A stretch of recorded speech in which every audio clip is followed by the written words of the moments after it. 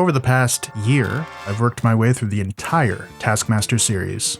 Although I've seen them all, I keep finding myself coming back to this incredible show. I wanted to share why that is, and inspire you to check out the series yourself. So here it is, 5 reasons why you should be watching Taskmaster. For those of you who don't know, here's the elevator pitch for Taskmaster. 5 comedians compete in various challenges, which can test creativity, skill, lateral thinking, and everything in between. See why people get stressed out on these cookery shows. This show is a dream come true for people like me who enjoy game design and playing games with others. 1, 2, 3. What do you think it is? We think it's a Chicken. It is a chicken! I mean, Jesus Christ. I did English teaching in Japan for almost 10 years, and the best part about the job was creating new games for the kids to play to get new concepts across. Primary school.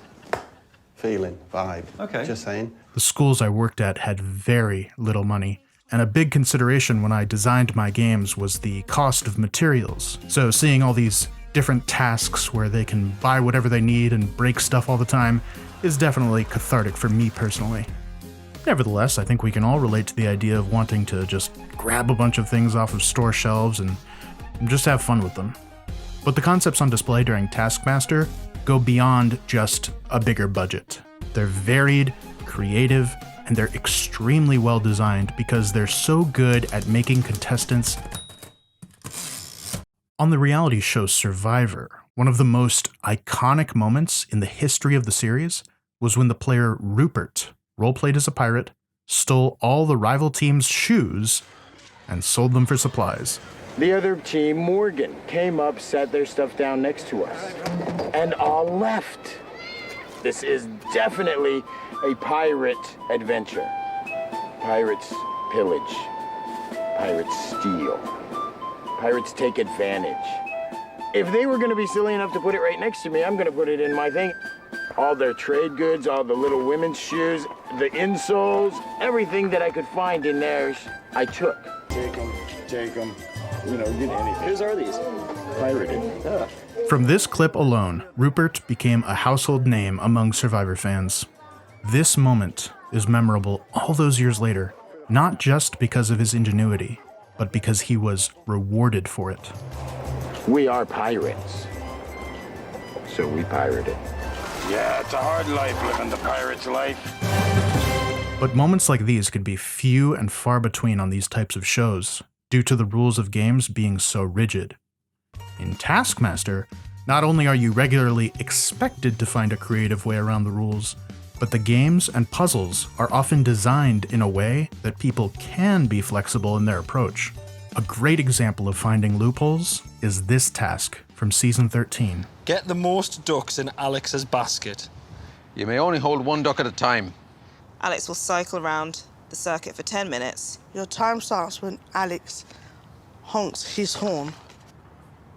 You can only hold 1 at a time. No, surely not. Contestants each took slightly different approaches, all within the rules set out. You've got one doing the task as written, another swaps the direction of the arrows to stop the basket from moving, and another one just rips the basket off the bike. Because both the tasks and the approaches are so varied, it makes Taskmaster extremely... Here's a question. What makes a game engaging to watch? Sports, like basketball, and certain video games, like CS, are popular to watch because of the incredible skill on display. Or maybe you play the game yourself casually and you want to pick up some new techniques or see how the pros do it. But there's another thing that makes certain games engaging to watch, and it's self-inserting what you would do. For example, take a look at this classic task from Series 2. Get this potato into the golf hole. You may not touch the red, green. You may not touch the red, green. I get 1 shot at this? No. Okay. Oh, but if I throw it, I can't go on it, right? Oh, that's clever. So it's like a one... Oh, man, oh, man. Now, looking at this setup, there are clearly multiple ways to tackle it. My first thought would be to make a little slide, or maybe spear the potato and then lower it in. Maybe you would do it some other different way. What makes it engaging is how you insert yourself into the task and imagine what you would do. Just like how you would want to guess what the survey said on Family Feud or what the word is on Wheel of Fortune. Then, what keeps you reeled in is how the contestants interpret the instructions and what their ideas are. Sometimes they do things that are just laughable, and other times they come up with ideas you never would have. It becomes addicting, watching task after task and wondering what they'll be doing next. Just one more episode, you'll say to yourself. It's very easy to watch an entire series over a weekend, especially when the show is helmed by such... In most reality TV and game show type programs, the creator is often a producer behind the scenes.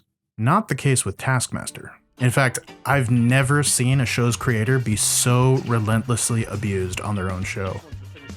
The most hilarious thing about this is the show's creator, Alex Horn, is secretly the one in charge of creating all the tasks. His beard is Greg Davies as the Taskmaster, who gives out points and hosts the show, with little Alex Horn as the assistant. Pitched it around and actually got Greg involved very early as the Taskmaster because I'm not a natural host, I'm a natural sidekick. You rarely see this kind of thing, where the mastermind behind everything is masquerading as some guy on the crew helping the host. You like the task. You don't have to make yourself do that. I do everything for him. His humble attitude, combined with the Taskmaster's brazen and no-nonsense attitude, works great for setting up comedic beats. There's only one person to blame for you being able to see, and that's the person, as you quite rightly pointed out, I'm so sorry, Alex. fitting the equipment, and he'll be punished off camera in the traditional way. Not the traditional way. Yes, the traditional way! Not only does Alex create the tasks, but he also has a big hand in the show's consistently perfect. With Taskmaster, the contestants are always career comedians or in the entertainment industry. They'll usually go with one or two ringers and then some unknown people. This is a great mix, because on one hand, it's fun to see people you know doing the tasks, but on the other hand, you can discover people you've never heard of who deserve more exposure. But is it going to take 8 minutes of a time? That will take you 8 minutes, yes. Then, brother, this is not sensible. The 5 comedians chosen to perform the tasks change each series, but each cast is uniquely incredible, bringing so much life to each task. Each series, I go through the same emotional roller coaster. First, I'm like, I don't know about this group. I don't think I trust them. Fast forward to the end of the series. Wow, I think that might have been my favorite group yet. I can't believe it's over already.